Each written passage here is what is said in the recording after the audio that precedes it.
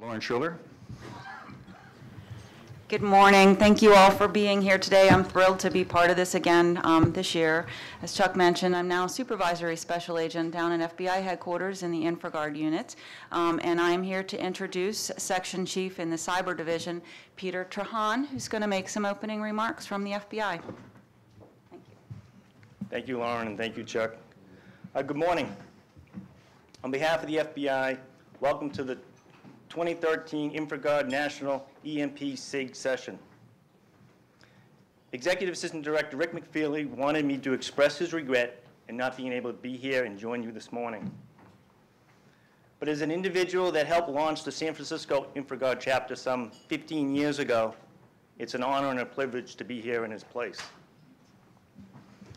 The FBI's mission is to protect and defend the United States against terrorist threats and foreign intelligence threats, as well as to uphold and enforce criminal laws. And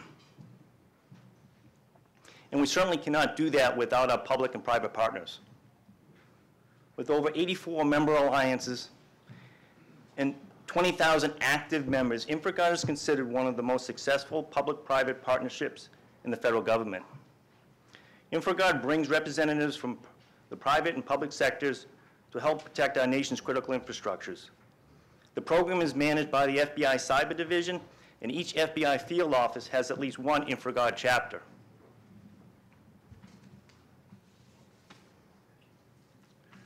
For all of you that are current members, thank you for your support. For those of you that are considering being members, please join, or please go to infragard.net. The FBI is pleased to be in partnership with EMP's Special Interest Group, which focus on sharing information about threats, both naturally occurring and man-made, that can have an impact on the critical infrastructures. In reviewing today's agenda, I've noticed some very distinguished presenters. So again, welcome, and I hope you enjoy the symposium. Thank you.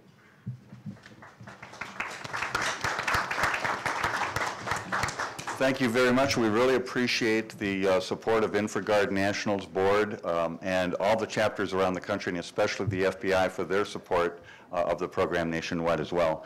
Now I'd like to introduce you to Mary Lasky. She's one of our executive leadership team members who's helping us to facilitate and support all of the working groups that we have in various subject matter that are relevant to this. And Mary is going to have a few words so she can explain to you how you might get further involved. Mary? Thank you, Chuck, and welcome. It's really nice to see so many of you here. And can we have the first slide? Oh, there you go. There we go. No? Yes, there you go. That's, Dane's. that's Dane's. Okay. Of the working group? I'm not the House AV. Yeah. Oh, okay. Oh, okay. All right, so we'll just skip that for now, and we'll talk about, we have special working groups for the EMP SIG, and the reason why we're doing this is so that we can move the agenda for protecting our country further along. We want everybody to be active and to help with this important mission. We want to make a difference, and we want you to do that too. We have created several working groups, already, and just before lunch, I will go through and talk about these in a little more detail, and introduce the people who are going to be leading that so that you can meet them at lunchtime and talk about getting involved. But first, we have the civilian military, and it's looking at such things as the National Guard, Northcom, how do we get our citizens involved, and how do we work on that. Then we have communication technology, and that's looking at the important kind of things. If something like this happens, how are we going to communicate? How are we going to protect our towers? How are we going to have radio communication? Cyber is another topic. Cybersecurity is really important about how do we protect our grid from the cyber attacks. Education on our universities, and how do we get all of our people, all of the citizens of the United States to understand what is happening with an EMP and how do they need to be protected. Then we have EMP technology, and that is looking at testing, standards, protecting the grid. We also have health-related topics, and that includes not only letting the doctors know what is going on here, but looking at equipment also, medical equipment, because that is also an important topic. Legislation and policy is another one of our things, looking at federal, state, and local issues of how do we make policy and get something really constructive done. And then space weather, which I think speaks for itself. You'll also have an opportunity for other topics that you think are really important to specify what those are and to let us know so that we can also have other topics because they're so broad. I would now like to introduce our first speaker, who is Dane Egli. Dane is a National Security Senior Advisor at the Johns Hopkins University Applied Physics Lab. He's had a very interesting career. Most of it was with the Coast Guard, but he also spent 2004 to 2006 at the White House working on counterterrorism. And then he has also spent time at Northcom, and he got his PhD at the University of Colorado, but also did work at the National Defense University. So it's my pleasure to introduce Dane Egli. Dane?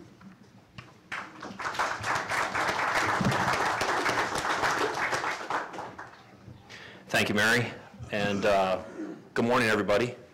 Happy holidays.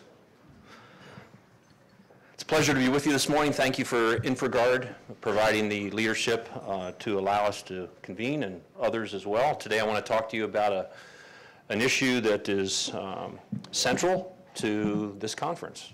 How are we going to mitigate in the face of hazards that are upon us?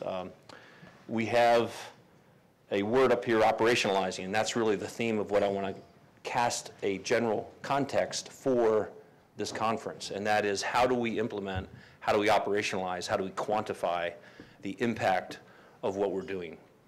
This week, I'll give you a sample of who I've talked with that will inform some of my remarks. All Hazards Consortium, working on the Eastern Seaboard to bring together the public and the private sector, owners and operators in particular. By the way, Google, Walmart, private sector, we find that we've got to have those people in the discussion because 60 to 85% of the critical infrastructure is owned and operated by the private sector. DHS, Office of Infrastructure Protection, they are seeking ways to show impact. We have had a proliferation of policy, doctrine, guidance, and some of us have even written books in the past year. If you waterboard yourself for at least a 2-year period, you might come out with something that you try and stake out a position, which that book, Beyond the Storms, came out about a month ago. So, Office of Infrastructure Protection. They put together some of the smartest people on planet Earth to look at these nasty issues, and then they have congressional staff and DHS leadership say, what have you done for me? How have these millions of dollars we've invested come back in terms of operational impact, quantifiable, analytical rigor? Where is the outcome to what we've done? We have the National Infrastructure Protection Plan, we have the National Response Framework, we have PPD 8, we have PPD 21, we have executive orders. We have a sufficient amount of guidance, instruction, governance on where we should go and how we should do it. Met yesterday with Ron Hewitt, the Office of Emergency Communications, highly affected by any type of disruption that might occur in the EMP or other area. They're in CS&C. The question that came up, how are we going to operationalize this? I was at New York University last week with Bill Rausch and about 100 people who were affected by a certain disruptive event called Sandy. They're cataloging, inventorying, evaluating, analyzing, scrubbing, admiring, analyzing every angle of what Sandy did to the most densely populated area in America. You know what they ask? How are we going to make a difference? How is the money that we're going to invest going to make a difference? We invested $12 billion over 10 years before Sandy, yet we still had water in tunnels. We had a 14-foot tidal surge. We stood up to our knees in water to get into the vehicles and the buildings that we were supposed to be using. Something has to be done differently. I was on the phone yesterday with Austin, Texas. Texas wants to know, how are we going to operationalize these great concepts? Thank you for the NIP. Thank you for the National Response Framework. Thank you for an organization called NORAD Northcom. Thank you for executive orders, PPDs. Enough. What are we going to do? How are we going to show an impact? Could you show us the numbers? Oh, by the way, how are we going to optimize our resilient behavior in a resource-scarce environment?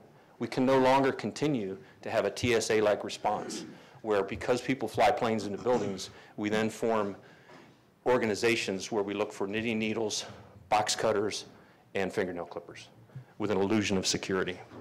So on the phone with General Wan in Hawaii. He is the single point for civil defense, homeland security, National Guard, and he's the tag. You're it. He's it. And he's got 8 islands. They have 1 airport with 1 set of airlines. They have 1 port with 1 set of cranes. And they have 1 oil terminal where all fuel comes in for everything they need. And then it's barged out to the other islands. You talk about single points of failure, they get it. They understand. They have enough doctrine, policy, guidance, governance. They have had enough conferences, by the way. I literally am invited to, once a week, a conference. So there's a limit to what we can do in terms of talking, PowerPointing, and publications. Lastly is Israel. Spent a week in Israel recently, and they formed a new Ministry of Homefront Defense. And the question they ask in the academic, the IDF, as well as the new ministry, is how are we going to show an impact, because we no longer have infinite resources. We can't just throw money at the problem. And we cannot harden our facilities enough. We cannot generate enough policy. We cannot kill enough terrorists to prevent what is inevitable.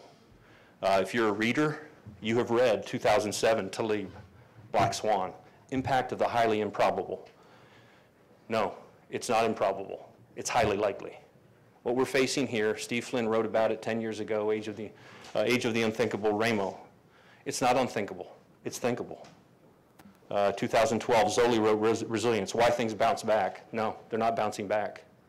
We have to do something different. What is that? What is the problem? Who are the players? And how do we proceed? I'm going to go pretty quickly because I think I have 3 minutes. We have 16 critical infrastructures.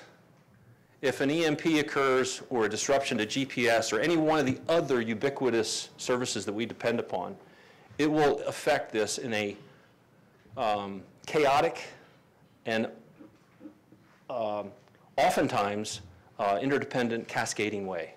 A tree can fall on a power line in Cleveland, and for the next 48 hours, because of software problems, human error, we have a cascading effect that puts the whole Northeast for 48 hours out of power. The takeaway for this slide I'd like you to think about as you go into the conference is that these are highly interdependent, yet independently governed. And the majority of these are owned and operated by the private sector. So while we have this impulse, this fixation on generating the next document, the next policy, the next PPD, getting the words right, the fact is we've got to get resources out where there's a quantifiable, operationalized impact that can be used by decision makers to prioritize that which is receding, the funding that we need to secure ourselves. So there's a dilemma here. It's a policy dilemma, it's a funding dilemma, and that is the fact that they're highly interdependent, yet managed and governed independently. Some would argue that our power grid, electricity, is about as resilient as we can afford to get it. What's that based on? Is that your instinct? Do you have a quantitative, do you have a model? Do you have a framework? Okay, we're moving towards that. We've got to go there. Being from Johns Hopkins, I only get away with writing a book for 1 year and putting out a report 1 more year. And on year three, Christine Fox, now the deputy SecDef, former CNA, former CAPE, looks at us and says, show me the numbers. How are you quantifying this? How are you modeling this in order to make a decision? Okay. Why does it matter?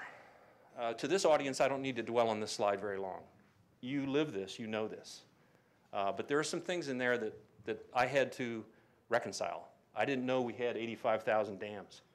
I didn't know that the majority of them are over 50 years old. And I didn't know how much these all depend in an interdependent and dependent way on all these things. If you just pick oil and go to a single hub in Houston, go up to your tanker today at the gas station and ask him where his truck came from, and he'll say, a pipeline in Virginia or Maryland or North Carolina. And if you follow that pipeline, the majority of them, about 80%, go to a certain place in Texas. What this points to is the fact that while globalization and technology are a wonderful thing that's given us speed, transparency, a lot of goodness, it has concurrently made us more vulnerable and more exposed to those who would do us harm. Those of us that benefit from the ubiquitous nature of this globalization, single just-in-time delivery, global supply chains, it also makes us simultaneously more vulnerable to those elements that we're concerned with. What's the value proposition? This is what the Israelis ask. And you'll see in Jerusalem Post in the coming week an op-ed where we tried to wrestle this issue to the ground. It's not easy. But if we're going to incentivize, if we're going to compel, persuade the private sector to get involved, since they own and operate 60 to 85% of this sector, how are we going to do it? We're going to have to show them a value proposition. We're going to have to show them a return on investment. Today, as we sit here, there's over 500 startups at the Cambridge Innovation Center between Harvard and MIT. These startups are looking for a place to invest. Look, let's be honest.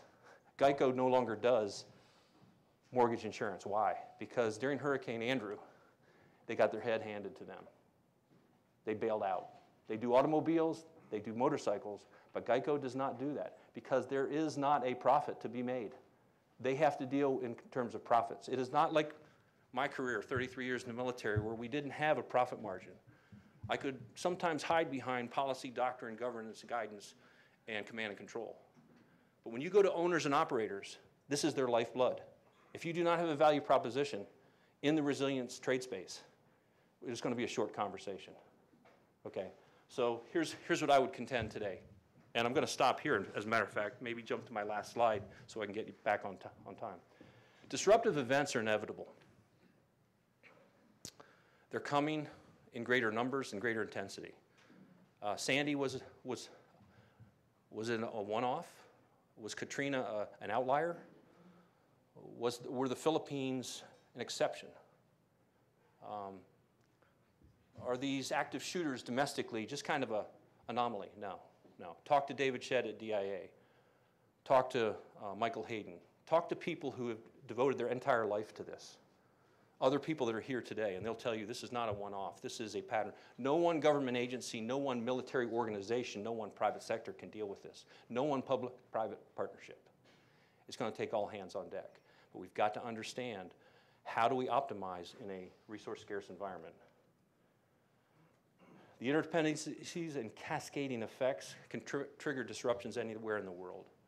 A tree falling on a power line in Cleveland is one thing, but what about Fukushima? Have we distilled all the lessons learned from Fukushima, how it shut down our auto industry because of paint pigmentation, one source? Just-in-time delivery, global supply chain works in our favor a lot of times, but in this case, it shut us down. It can be something as simple as daycare centers not opening after Katrina. The shipyards in Pascagoula were ready to open, yet 50% of the workforce didn't show up. It wasn't about a pandemic. It wasn't about Northcom putting out more doctrine. It wasn't about the White House polishing their PPD 21. It was about daycare centers not opening in Louisiana. Their workforce didn't show up because their kids were not being watched. If you follow that cascading trail, there's some very interesting implications. We need to embed resilience as an active virtue before, during, and after. A lot of people cogitate, debate, well, that's not my definition of resilience. Here's what resilience is in our research, what we found. Anything.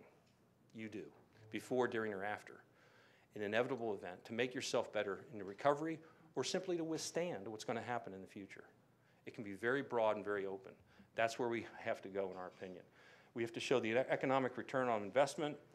Market competition is going to be influenced, and the areas that people are going to go to in business and in markets and real estate are going to be places that are not only secure, but demonstrate the attributes of resilience. Globalization, natural disasters, demographics, terrorism, aging infrastructure. And I thought it was interesting, the Israelis say that if we shut down physically or economically, the enemy wins, or the storm wins. So their imperative is do not shut down. So in a way, what would be an Israeli-like application? You know, we ask the question, they ask good questions, but at the end of the day, how do you operationalize that and show an impact that's quantifiable and understandable? If you can't present to a congressional committee, to a DHS leadership, to my leadership at Johns Hopkins, to General Jacoby, a quantifiable, measurable impact, not just qualitative, but quantitative, we're going to be folding up our tents, I believe, and go into the next issue. Resilience has been out there for a long time. We have to operationalize it. So with that, I'm going to jump to this slide, which shows 11 mega communities. Over 70% of our GDP, over 80% of our population are in these 11 mega communities. How well do we understand the interdependencies and dependencies? And with that, I'm going to jump to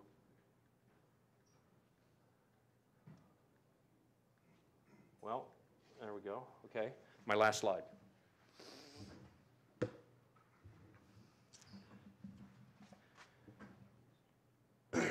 Oftentimes what we do is we're given $34 billion in UASI grant money. And for 10 years we decide which Humvees to buy, which proximity suits, and which cool toys. Hey, if I'm in the Port of Long Beach, I might even want underwater surveillance. I'm not sure why I need it. If there's no threat assessment, maybe no analysis to support it, but it would be cool to have it. $34 billion later, we've done a lot of action. What we would argue is that on our way to this quantifying, operationalizing impact, how are we going to execute? We have to start to do analytics. Don't get focused on any one agent-based modeling or semantic modeling or ontology or taxonomy. We need analytics, rigorous analytics that we have already to go into those databases after we've risk mapped. We have to go in and map those areas. We have 90,000 flood maps. We have soil maps for farmers to make very smart decisions where they farm. We have canopy maps. We have navigation maps, so we keep our ships in good water. We map everything. What we have not mapped is the terrain, peacetime, blue sky, where the dependencies reside. When we do that, we then have the ability to inform our analytics and then do action that's based on prioritization, giving decision makers, senior decision makers, the ability to prioritize and understand that all things are not created equal. And if we try to protect everything, we end up protecting nothing. I'm done.